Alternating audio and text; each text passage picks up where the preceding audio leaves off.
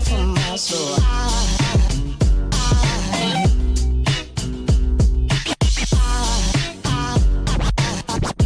There goes a sight, there goes a sight. Now there goes a sight from my soul. There goes a sight from my soul. Hello and welcome to Point of View. This is the new Toyota Corolla. And as is this very cool electric scooter, this thing is also electrified. But this is all electric and this is a hybrid. Now first things first, a bit of history. The Corolla was first introduced in 1966 and it became an immediate success. Actually, for a few years this car as a hatchback version was called the Auris in European, versions. The Auris really never caught on to the, history and the pedigree of the Corolla, and it wasn't really a good car. It wasn't bad, but it just missed some of the charisma of the Corolla, if you know what I mean. The Auris was produced from 2006 to 2017 or 18, depending on the country, and now we again have the Corolla hatchback in Europe. And I say hatchback because the Corolla in sedan form was still being sold in Europe, but it was, used mostly by taxi companies. It wasn't very beautiful, it was just a car. Now, as we are on the outside of this car, it has been completely redesigned for the 2018 model year. It began production in early 2019 and basically you're gonna buy 2019 cars. And it looks good. It looks really good in my opinion. It's modern. It has some funky styling lines like this rear tail light and this sweeping line here. It has nice characteristics, but it still manages to look good. I mean, Lexus uses extraordinary details to emphasize their lights and stuff like that, but this is more subtle. Now in this video I will be concentrating on the hybrid version of the Corolla and the hatchback version. There are a station wagon and a sedan version available, across the world really. But I think the one to review and the one to buy if you're looking for a car like this is the hatchback version, because it's the quintessential Corolla. Now this car here is the 1.8 liter hybrid, and it's the sort of mid-range version, so to say. In North America, Europe, Japan, Australia, all the naming schemes differ, so I'm just gonna call it the mid version. In Europe it's called Active Plus. In this mid-range version you get LED headlights. These aren't the best ones you can get. There are also bi-LEDs. You get 17-inch alloys. 16s come as standard if you get the cheapest version, and 18s if you get the luxury version, which is the top spec. Hybrid signs all over the car. Keyless entry.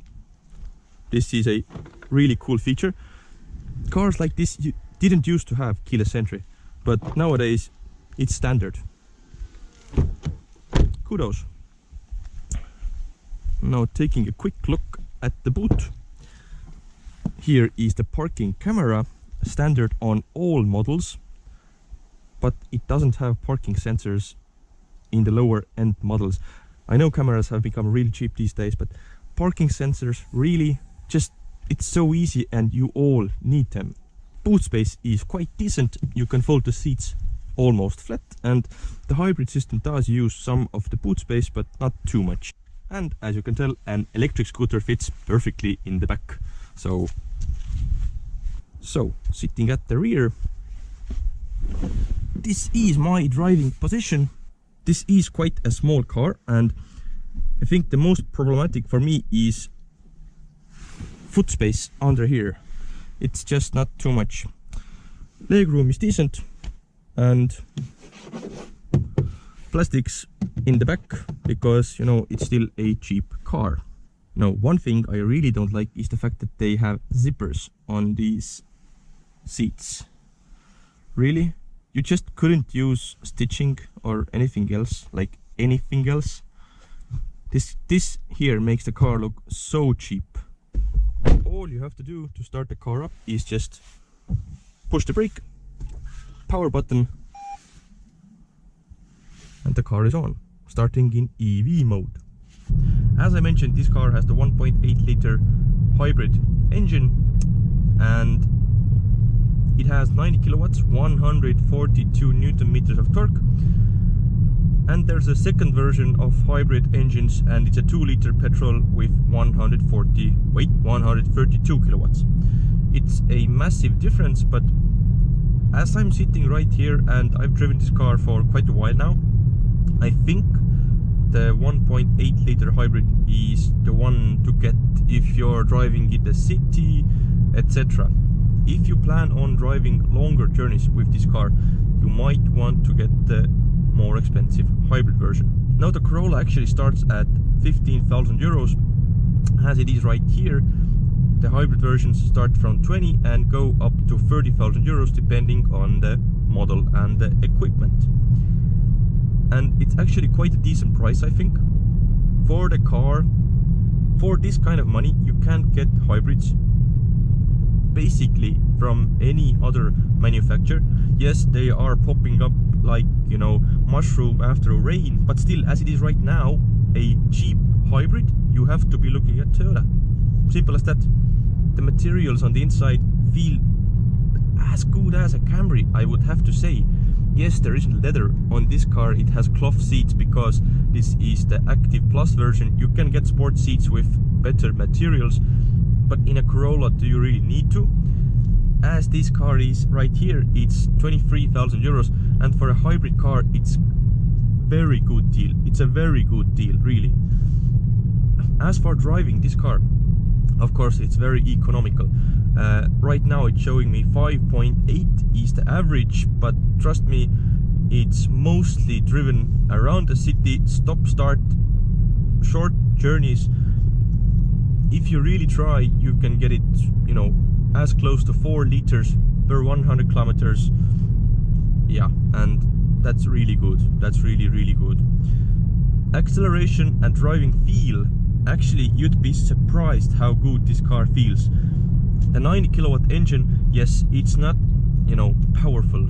It's not fast in, you know, any match, because 0 to 100 takes like 10.9 seconds. For the faster hybrid version, it's like 7.9, I think.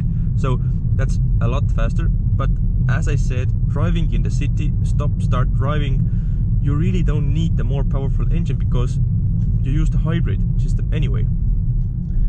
And the fact is that in these hybrid cars, you really want to stay in the hybrid EV mode. You don't want to use the petrol engine. So this means that you will accelerate less, you will use less petrol, be kinder to the environment, etc. And the outcome of this is that you don't need the more powerful engine. I'm gonna just do a quick acceleration from here.